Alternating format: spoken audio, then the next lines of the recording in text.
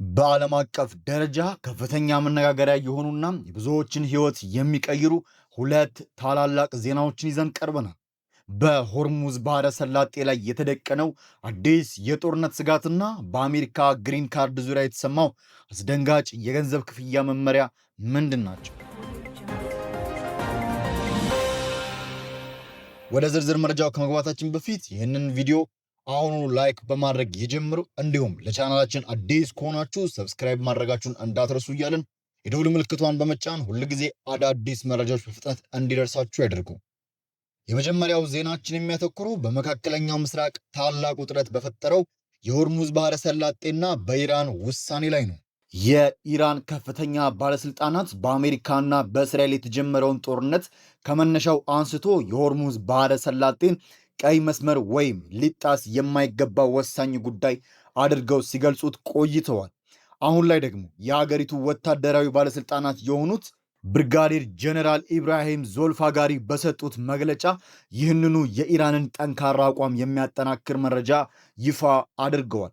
የአሜሪካ ፕሬዝዳንት የኢራን የኃይል ማመንጫና የኃይል ማከፋፈያ መሰረተ ልማቶች ላይ ጥቃት ስለማድረስ በተደጋጋሚ መናገራቸው የሚታወስ ሲሆን ይህም የኢራን ባለስልጣናት መግለጫ እጅግ ወሳኝ በሆነ ጊዜ ላይ እንዲሰጥ ምክንያት ሆኗል። የኢራን ወታደራዊ ዋና መስሪያ ቤት በግልጽ እንደገለጸው አሜሪካ በኢራን መሰረተ ልማቶች ላይ ተጨማሪ ጥቃቶችን የምትፈጽም ከሆነ ኢራንም በተመሳሳይ በአካባቢው ላይ በሚገኙ መሰረተ ልማቶች ላይ የአጸፋ ምላሽ ትሰነዝራለች። የኢራን ወታደራዊ ዋና መስሪያ ቤት አክሎ እንደገለጸው ኢራን እስካሁን እንዲህ አይነት ጥቃቶች ከመፈጸም የተቆጠበችው አቅም ስለሌላት ሳይሆን የመታቀብ ፖሊሲ ስላላት ነው።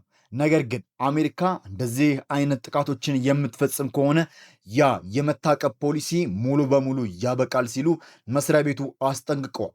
ከዚሁ ጋር በተያያዘ የኢራን ዋና ተደራዳሪና የፓርላማ አፈ ጉባኤ የሆኑት መሐመድ ባጌር ጋሊባፍ እንደተናገሩት የኢራን ብሔራዊ ደህንነት በሆርሙዝ ባህረ ሰላጤ ውስጥ የኢራን አሰራሮችን በመጠበቅ ላይ የተመሰረተ ነው። ጠላት ይህንን በኃይል ለማዳከም እየሞከረ እንደሚገኝም አፈጉባኤው ተናግረዋል።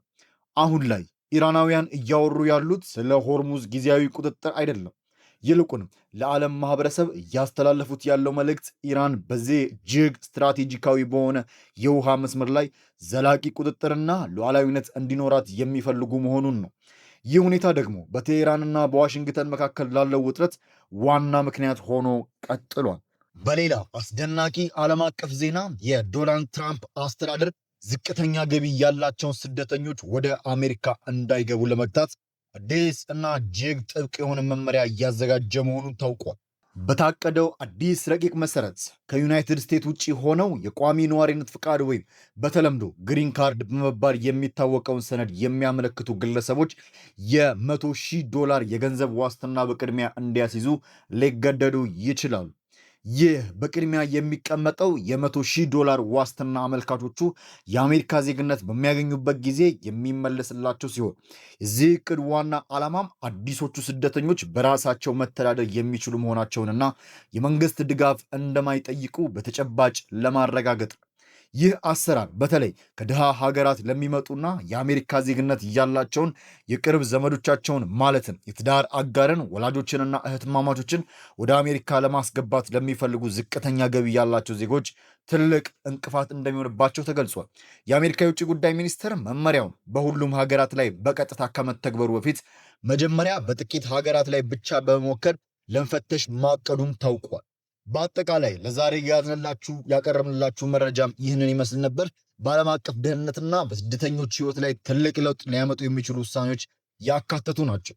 በአንድ በኩል ኢራን በሆርሙዝ ባህረ ሰላጤ ላይ ያላትን ዘላቂ ቁጥጥር ለማስጠበቅ ከአሜሪካ ጋር የገባችበት ፍጥጫ፣ በሌላ በኩል ደግሞ የአሜሪካ መንግስት ግሪን ካርድ ለማግኘት የገንዘብ አቅምን መመዘኛ ለማድረግ ያቀደውን የዋስትና እቅድ የብዙዎች ትኩረትን ስበዋል።